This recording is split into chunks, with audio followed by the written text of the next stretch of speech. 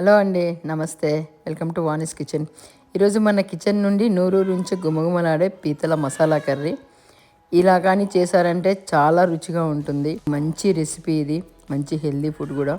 నేను చెప్పిన మెథడ్లో మీరు ట్రై చేయండి. నేను ఈజీగా బ్యాచిలర్స్ కూడా ఎలా చేసుకోవాలో నేను ఈజీగా మీకు స్టెప్ బై స్టెప్ చూపిస్తాను. ముందుగా మనకు ఈ పీతల కర్రీకి నాకు యూఎస్లో పీతలు ఇలా దొరికినాయండి, పెద్ద పెద్ద పీతలు దొరికినాయి. వాటిని తీసుకొచ్చేసి ఇలా నీట్గా క్లీన్ చేసుకొని పెట్టుకున్నాను. ఇలా తీసుకొని రెండుగా, మీకు ఇష్టమైతేనేమో రెండుగా కట్ చేసుకోండి, లేదా 4 చేసుకోండి. పెద్ద పీతలు ఇవి 4 ముక్కల కింద చేసేసుకొని కట్ చేసుకొని పెట్టుకోండి. ఇలా క్లీన్ చేసి నీట్గా ఉప్పేసుకొని ఇలా కడుక్కొని పెట్టుకున్నాను.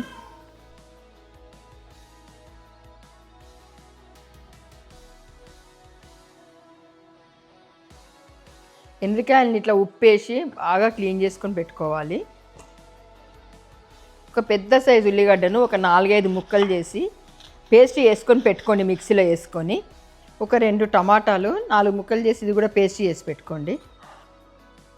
ఒక 2 స్పూన్ల నెయ్యి వేసుకోండి. స్టవ్ మీద గిన్నె పెట్టుకొని మంచి టేస్ట్ వస్తుంది నెయ్యితోని. కొంచెం ఆయిల్ వేసుకోండి. ఆయిల్ కొంచెం ఎక్కువ పడుతుంది. మంచి హెల్దీ ఫుడ్ ఇది.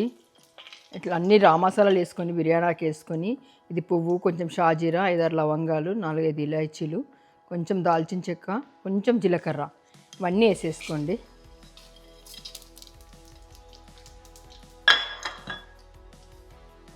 మనము పేస్ట్ చేసి పెట్టుకున్న ఉల్లిగడ్డ పేస్ట్ వేసుకోండి. ఉల్లిగడ్డ కూడా వేసుకుంటారు కొందరు, కానీ ఉల్లిగడ్డ తింటుంటే నోటి కిందికి వస్తుంది. ఇట్లా చేసుకుంటే మనకు బాగా కలిసిపోద్ది కూరతోని.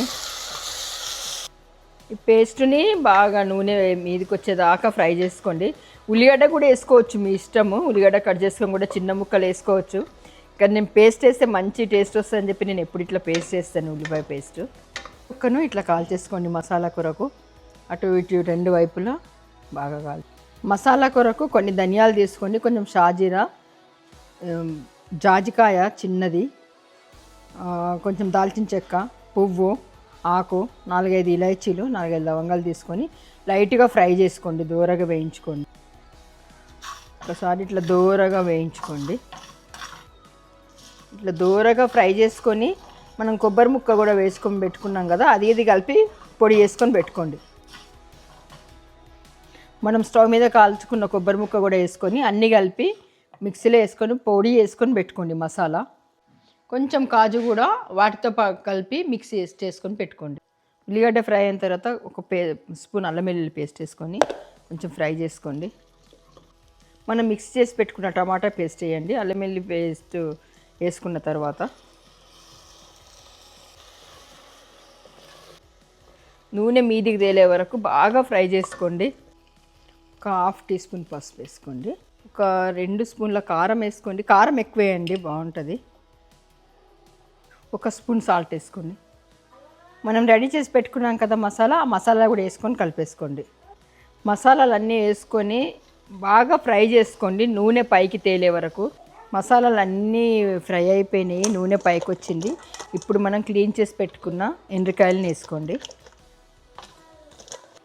ఇలా బాగా కలిపేసుకొని మూత పెట్టి ఒక 5 నిమిషాలు మగ్గనియండి నూనెలో. ఈ కూర చాలా టేస్టీగా ఉంటుంది. మీరు తప్పకుండా ట్రై చేయండి.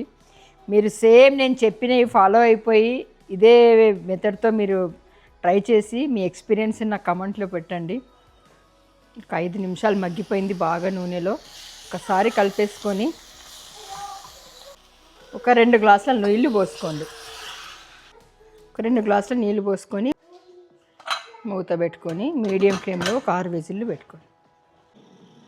ఎంతో టేస్టీగా ఉండే మన ఎండ్రికాయల కూర రెడీ అయిపోయింది. ఇది తప్పకుండా ట్రై చేయండి, చాలా బాగుంటుంది కూర ఇది. నేను చెప్పిన మెథడ్ ఫాలో అవ్వండి, ఈజీగా చేసుకోవచ్చు, మంచి టేస్టీ కూడా.